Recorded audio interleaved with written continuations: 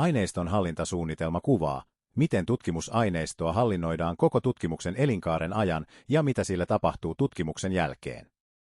Suunnitelmaa kannattaakin päivittää sitä mukaan, kun asiat tarkentuvat tai muuttuvat tutkimuksen edetessä. Tutkimusaineistojen hallinnointi ja aineiston hallintasuunnitelman laatiminen kuuluvat hyviin tieteellisiin käytäntöihin. Myös useat rahoittajat vaativat aineiston hallintasuunnitelman tekemistä viimeistään siinä vaiheessa, kun rahoitus on saatu. Suunnitelman laatiminen kannattaa myös käytännön työn kannalta, koska suunnittelemalla säästät resursseja. Etukäteen laadittu aineiston hallintasuunnitelma vähentää aineistojen häviämisen tai tuhoutumisen riskiä. Suunnitelman avulla pystyt ennakoimaan ja hallitsemaan omistajuuteen ja käyttöoikeuksiin liittyviä yksityiskohtia. Aineistojen avaaminen vaatii suunnitelmallisuutta. Suunnittelu auttaa seuraamaan rahoittajien linjauksia. Suosittelemme, että kirjoitat aineiston hallintasuunnitelmasi DMP-tuulin avulla. Aloita DMP-tuulin käyttö luomalla itsellesi tili. Rekisteröidyttyäsi palveluun, linkitä tili hakatunnuksesi omia tietoja muokkaamalla. Tämän jälkeen hakakirjautuminen toimii myös DMP-tuulissa. DMP-tuulista löydät esimerkiksi Tampereen yliopiston oman aineiston hallintasuunnitelman mallipohjan ja eri rahoittajien pohjia. Suosittelemme vahvasti Tampereen yliopiston suunnitelman mallipohjan käyttämistä, koska se on räätälöity vastaamaan oman organisaatiomme tarpeita. Näin luot suunnitelman. Valitse T-suunnitelma etusivulta. Valitse organisaatioksesi Tampereen yliopisto. Rastita kohta, suunnitelmaan ei liity rahoittajaa tai rahoittajaasi ei löydy listalta. Valitse alasvetovalikosta Tampereen yliopiston aineistonhallinnan ohjeet. Klikkaa lopuksi T-suunnitelma. Aineiston hallintasuunnitelman laatimisessa tulee ottaa huomioon monenlaisia asioita. Erityisen tärkeää on pitää mielessä seuraavat asiat. Laadi aineiston hallintasuunnitelma oman tutkimushankkeesi näkökulmasta. Kuvaa asiat konkreettisesti ja kirjoita aktiivimuodossa. Osoita suunnitelmassasi, että pystyt tunnistamaan, ennakoimaan ja hallitsemaan aineiston hallintaprosessiin liittyviä riskejä. Tampereen yliopiston aineiston hallintasuunnitelman mallipohjassa on ruksattavia kohtia, eli suunnitelman saa tehtyä verrattain vähällä kirjoittamisella. Ruksattavien kohtien yhteydessä on myös avovastauskentät, joihin voit ja kannattaakin antaa lisätietoja. Tampereen yliopiston aineistonhallinnan ohjeet koostuvat 6 eri osiosta. Aineiston yleiskuvaus. Eettisten periaatteiden ja lainsäädännön noudattaminen. Dokumentointi ja metadata. Tallentaminen ja varmuuskopiointi. Aineiston avaaminen, julkaiseminen ja arkistointi tutkimushankkeen päätyttyä. Aineiston hallinnan vastuut ja resurssit. Aineiston yleiskuvaus. Listaa taulukkoon kaikki käyttämäsi aineistot. Huomioi tässä kaikki käyttämäsi aineisto, jota on esimerkiksi itse keräämäsi aineisto, aiemmin kerätyt aineistot, muualta saamasi data, internetaineistot ja niin edelleen. Jos hankkeessa on mukana useita osapuolia, pyydä jokaista konsortion jäsentä täyttämään taulukkoon heidän omat aineistonsa. Aineistot voi ryhmitellä myös työpaketeittain. Suosi avoimia ja standardimuotoisia tiedostoformaatteja, jotta varmistat aineiston toimivuuden myös tulevaisuudessa. Yksilöi arkaluonteisia tai salassa pidettäviä tietoja sisältävät aineistot. Arvioi, kuinka paljon tarvitset tallennustilaa. Avaa, miten aineiston laatu varmistetaan. Eri aloilla on lukuisia erilaisia keinoja aineiston laadun varmistamiseksi. Avaa, milloin aineiston kerääminen on tarkoitus aloittaa. Eettisten periaatteiden ja lainsäädännön noudattaminen. Tunnista, käsitteletkö tutkimuksessasi henkilötietoja. Jos olet vastaamassa kieltävästi, varmistadan vielä, liittyykö mihinkään tutkimuksesi vaiheeseen aineistoa, joka voisi sisältää tunnisteellisia tietoja. Jos käsittelet tutkimuksessasi henkilötietoja, täsmennä mitä henkilötietoja keräät. Jos käsittelet erityisiin henkilötietoryhmiin kuuluvia henkilötietoja, erittele lisäksi, mitä kyseisiin ryhmiin kuuluvia tietoja käsittelet. Määrittele, kuka toimii tutkimuksen rekisterinpitäjänä. Tietosuojalaissa määritelty rekisterinpitäjä on ihminen tai organisaatio, joka määrittelee, mihin tarkoitukseen ja millä tavalla henkilötietoja käsitellään. Yleisimmin rekisterinpitäjänä toimii Tampereen yliopisto tai tutkija itse. Kun on kysymys yhteisrekisterinpitäjyydestä, toimijat määrittelevät yhdessä henkilötietojen käsittelyn tarkoitukset ja keinot sekä jakavat rekisterinpitäjän vastuun. Kuvaa tilanteesi. Henkilötietojen käsittelylle tulee olla määriteltynä tietosuojalain mukainen oikeusperuste. Erityisiä henkilötietoryhmiä koskevien henkilötietojen käsittelylle tulee valita erikseen poikkeusperuste. Erittele, siirrätkö henkilötietoja Euroopan unionin tai Euroopan talousalueen ulkopuolelle. Siirtämisellä tarkoitetaan tutkimusaineistojen siirtämistä Tampereen yliopiston käsittelyympäristöstä jonkun toisen organisaation hallinnoimiin palveluihin. Määrittele, mitkä henkilötietojen käsittelyyn liittyvistä korkean riskin ehdoista täyttyvät tutkimuksessasi. Huomaathan, että henkilötietojen käsittelyyn liittyvä riskien arviointi tehdään aina ennen kuin henkilötietoja ryhdytään käsittelemään. Riskiarvio tehdään rekisteröidyn eli tutkittavan näkökulmasta. Jos riskiarviossa tietyt ehdot täyttyvät, tulee tehdä vaikutusten arviointi. Tällöin suunniteltu käsittely todennäköisesti aiheuttaa korkean riskin ihmisten oikeuksille ja vapauksille. Henkilötietojen anonymisointi ja pseudonymisointi ovat menetelmiä, joilla suojellaan tutkittavien yksityisyyttä tutkimuksen aikana.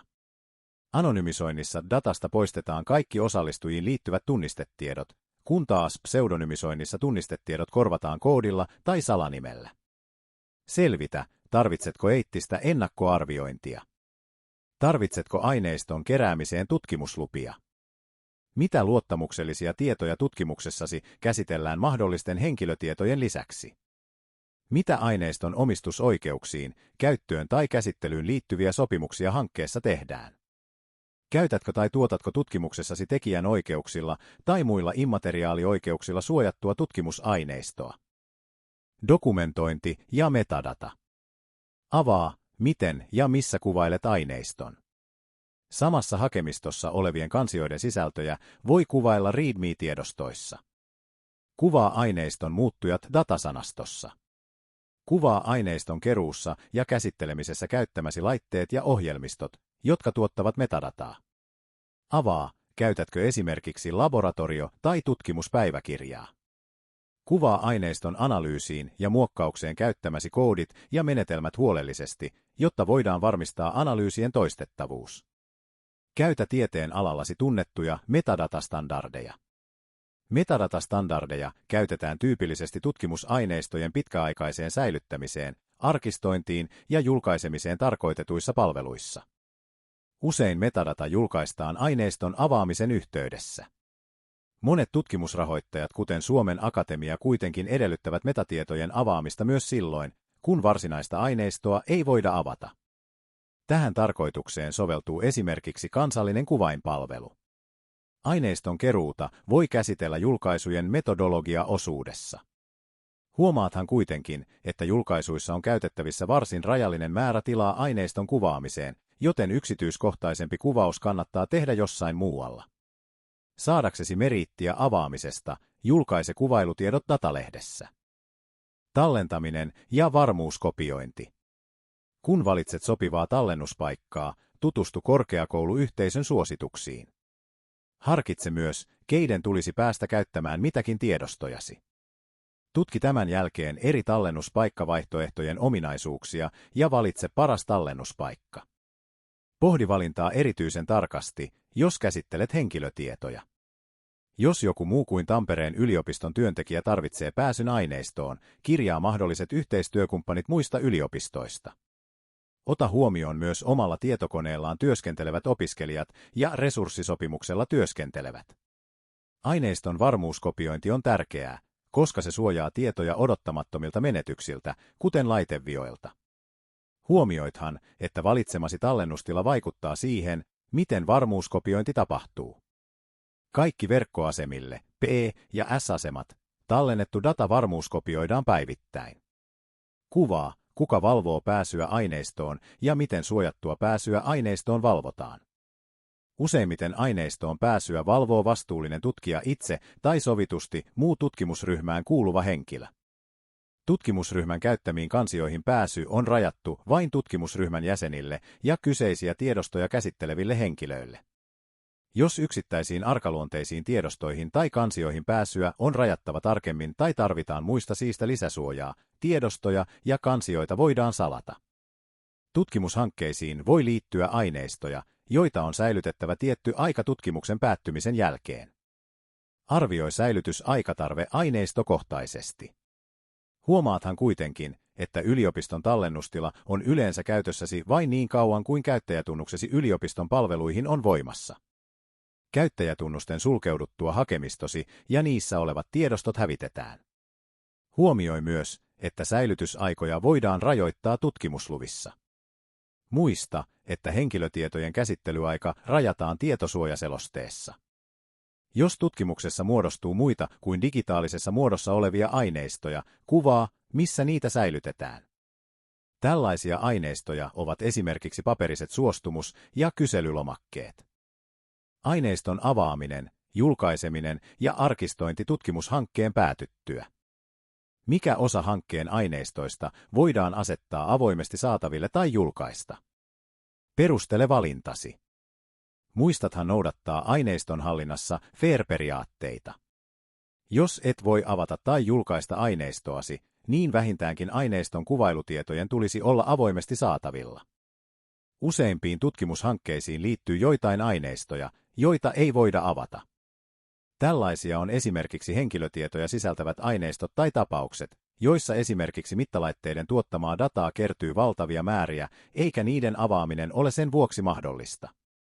Huomaa kuitenkin, että esimerkiksi haastattelututkimusten litteraatit voidaan usein avata anonymisoituna, mutta varsinaiset äänitiedostot tuhotaan tutkimuksen päätyttyä. Käytä aineiston avaamiseen tieteen alallesi vakiintuneita paikkoja. Myös kustantajilla saattaa olla vaatimuksia julkaisuun liittyvän aineiston säilyttämisestä. Datalehdet julkaisevat esimerkiksi datankeruumenetelmiin ja datan laatuun liittyviä yksityiskohtaisia kuvauksia. Missä julkaiset aineiston metatiedot? Millä lisenssillä määrittelet aineiston käyttöehdot? Missä pitkällä aikavälillä arvokas aineisto säilytetään? Aineiston hallinnan vastuut ja resurssit. Kuvaa aineiston hallintaan liittyvä vastuunjako ja roolit. Aineiston hallintaan liittyviä tehtäviä ja vastuita voi liittyä esimerkiksi aineiston hallintasuunnitelman päivittämiseen, aineiston keräämiseen, aineiston kuvailuun, datan laadun varmistamiseen, datan varmuuskopiointiin, datan anonymisointiin ja arkistointiin. Pohdi, mitä resursseja aineistonhallinta edellyttää, jotta aineisto voidaan avata ja säilyttää FAIR-periaatteiden mukaisesti. Esimerkkejä. Aineiston hallintaan, kuten metadatan tuotantoon tai anonymisointiin allokoidaan työaikaa tietty tuntimäärä työaikasuunnitelmassa. Aineiston hallintaa varten on tarpeen ostaa ohjelmistoja, sovelluksia tai laitteita, jotka on määritelty budjetissa. Aineiston hallintaa varten on tarkoitus ostaa yliopiston datamanageripalvelua. Aineiston hallintaa varten on tarpeen ostaa ulkopuolista palvelua, kuten lakipalvelua tai litterointipalvelua. Aineiston hankintaan ja käyttämiseen liittyy laskutettavia kustannuksia. Jos sinulla on kysyttävää, voit olla meihin yhteydessä. Aineiston hallintasuunnitelman laatimisessa auttaa Tampereen yliopiston datapalvelu. Tavoitat datapalvelun asiantuntijat osoitteesta researchdata@tuni.fi.